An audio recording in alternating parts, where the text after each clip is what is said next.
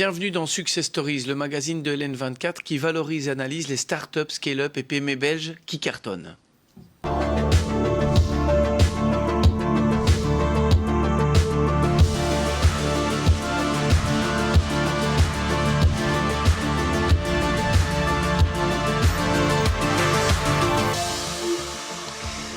Nous ouvrirons cette émission avec l'équipe de Samaya, une entreprise qui combine un studio de graphisme et un espace de coworking au service notamment des créateurs d'entreprises. Dans la seconde partie de cette émission, nous recevrons le fondateur de Creative One, une solution d'accueil et de gestion d'espace de travail. Enfin, dans la troisième partie et la quatrième partie de cette émission, nous recevrons la fondatrice de Capitana ainsi que la fondatrice de WeInvest pour parler des femmes et de l'investissement.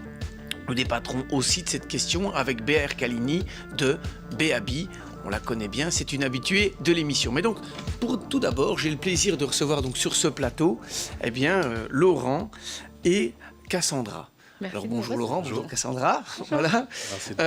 Alors si je regarde un peu le parcours, on va parler donc de Samaya, et donc le fondateur d'abord, Laurent Fraschini. Alors vous êtes fondateur, vous êtes aussi graphiste de formation, vous avez collaboré dans plusieurs agences avant de vous lancer en freelance. Et il y a un an, c'est un petit peu l'anniversaire, c'est utile de voir comment ça s'est passé à lancement. Vous avez donc créé Samaya, c'est bien juste. Alors vous, Cassandra Adjobi, vous êtes en une formation en communication. C'est votre formation, vous avez collaboré aussi avec plusieurs sociétés et ensuite vous vous lancez aussi comme indépendante pour rejoindre aussi en décembre exactement, si je ne me trompe pas, Samaya. Alors Laurent, c'est quoi en fait, si on regarde un peu Samaya, le pitch et la signification aussi peut-être Samaya, d'où vient ce nom? Alors, Samaya, c'est deux entités. Donc, comme vous l'avez dit, c'est un studio graphique et aussi un espace de coworking. Mais pour la petite histoire, Samaya, c'est un souvenir d'enfance qui m'est cher. Et donc, c'est une commune qui se situe au Mali, le long du fleuve Niger. Et c'est juste un très beau paysage, quoi. Et donc, voilà. Alors, on a bien compris. Donc, il y a à la fois un studio graphisme et puis aussi, on va le voir, un coworking avec, bien entendu, ses spécificités. Alors, si on reprend le studio de graphisme, on peut peut-être un petit peu rappeler exactement c'est quoi là le métier que vous faites dans ce studio pour que le téléspectateur comprenne bien de quoi il s'agit. Alors, notre métier, c'est d'accompagner les entrepreneurs et les indépendants dans la mise en place de leur univers graphique par rapport à leur projet, leur entreprise. Et donc, nous, on avait cette volonté de sensibiliser tous les jeunes starters à travailler énormément là-dessus. C'est qu'il y a un point important aujourd'hui pour se différencier par rapport à ça. Et voilà, en quelques mots, c'est ça, un studio graphique. C'est ça, le studio graphique. Alors, quel est le profil, en fait, des clients de Samaya? Alors, c'est avant tout des jeunes entrepreneurs, des nouvelles entreprises, mais pas que. Alors, c'est vrai qu'en tant que studio graphique, on aime créer des identités de marques qui sont individuelle, vraiment pour permettre à chacun de se représenter et de se positionner par rapport à la concurrence. Mais c'est aussi l'entrepreneur ou l'entreprise qui a besoin d'un support graphique de façon journalière dans ses campagnes pour communiquer au quotidien. Ça veut dire quoi si on veut voir une offre concrète en fait en termes d'offre de service, ça veut dire quoi pour vous en fait? Alors tout d'abord on va accompagner, on va faire une audit selon le projet et l'entreprise que notre client est là.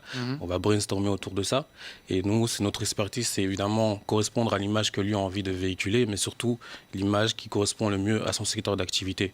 Et avec Cassandra, c'est notre mission de tous les jours et c'est notre petit plaisir chez Samaya.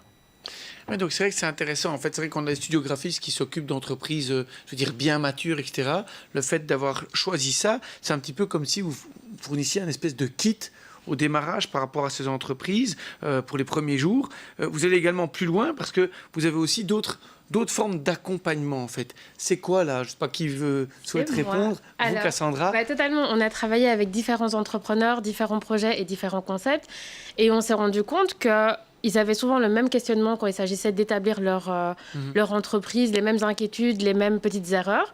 Et on s'est dit, OK, pourquoi ne pas partager tout simplement avec eux notre expérience et les rediriger vers les experts qui nous ont déjà, nous, accompagnés à créer Samaya et leur permettre vraiment de ne pas se planter et de, si je peux dire, cadenasser au mieux leur lancement et d'être prêts. Alors là, on voit parfois aussi qu'il y a notamment des questions légales. Hein, vous les aidez jusqu'à certaines petites introductions légales. Là, c'est quoi, par exemple, comme question légale où vous pouvez aller aider, vous, chez vous? C'est sur quel type de questions? Mais en fait, c'est-à-dire que nous, par rapport à nos différentes rencontres avec des startups et des indépendants, on a remarqué qu'il y avait beaucoup de personnes qui n'avaient pas cette sensibilité. Et nous-mêmes, on l'a rencontré quand on a créé Samaya, on s'est fait accompagner par des avocats pour le dépôt du nom, etc. Ah oui. Et rien que par le choix du nom, il est important de se faire accompagner correctement pour pouvoir perdurer et assurer un bon développement de son entreprise. Donc effectivement, on a un carnet d'adresses qui est assez intéressant pour toute personne qui se lance. Donc on fait de la mise en relation avec des corps de métier qui sont vraiment probants pour la suite. L'idée, c'est un peu d'éviter les erreurs, entre guillemets, qu'on peut dire du début. Vous l'avez dit, le fait, l'importance d'enregistrer son nom, etc. Exactement. C'est vrai que ça va un peu de soi. Alors, on a parlé Samaya Graphics, peut-être parler un peu du coworking, puisque c'est aussi une spécialité. C'est quoi cet espace de coworking? Qu'est-ce qu'il a de spécifique? Alors, je pense la plus grande des spécificités, c'est que notre coworking, il est totalement autonome. Donc, c'est-à-dire qu'il est disponible 24 heures sur 24, 7 jours sur 7. Autonome dans le sens où on utilise une application pour le déverrouiller, pour avoir accès au coworking. Donc, le client, l'entrepreneur, les employés qui ont envie de venir travailler chez Samaya se connectent sur notre plateforme et peuvent réserver leur espace de travail. Et il y a aussi des startups, du coup, il y a des startups qui aimeraient avoir des bureaux privatisés. Eh ben, on a aussi des bureaux privatisés pour des startups qui veulent se lancer à des coûts un peu moindres qu'un bureau qui est en plein centre de Bruxelles. On parle de combien de mètres carrés? Ça se situe où? Alors, plus ou moins, le centre fait 380 mètres carrés au total. On est entre la gare d'Etterbeek et pas loin de la station Delta. Et effectivement, comme Cassandra le dit, nous, on a cette volonté de digitaliser notre espace. Donc, il est vraiment autonome à 100%. Mais vous avez aussi la possibilité de faire du networking sur cette plateforme et donc de discuter avec les autres membres et non-membres, parce que tout le monde c'est un peu le Facebook de notre Samaya, disons. Et il est important de pouvoir faire des nouvelles rencontres. Donc, on a mis tout ce système en place.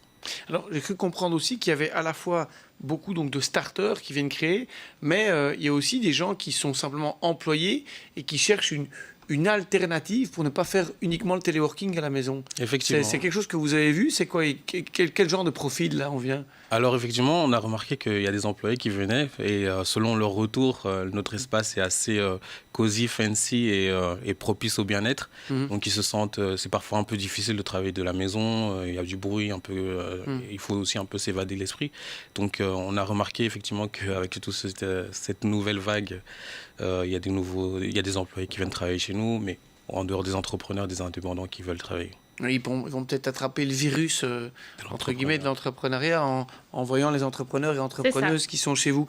Vous avez parlé tout à l'heure, Cassandra, de l'aspect un peu digital aussi. Le fait que le coworking y est comme ça un endroit où on peut réserver à l'avance, on peut venir 24 heures sur 24, c'est quelque chose d'important en fait par rapport à justement les personnes qui sont membres. Ben, quand même, parce que en tant que créatif, je vais parler pour notre part, en tant que créatif, souvent on a le cerveau qui bouillonne la nuit. Ouais. Et du coup, pouvoir se dire qu'on peut aller travailler à des heures où peut-être certaines personnes dorment sans être dérangées, c'est un avantage. Et peut-être que pour d'autres qui, par exemple, sont beaucoup plus matinales, ça leur permet d'aller bosser avant d'aller enchaîner peut-être le reste de leur journée sans être dérangé. Donc vraiment, être digital et flexible, c'est vraiment le gros plus de notre coworking.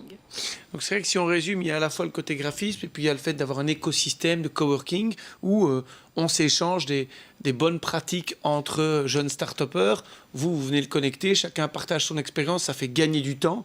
On parle parfois un peu de peers learning là-dedans.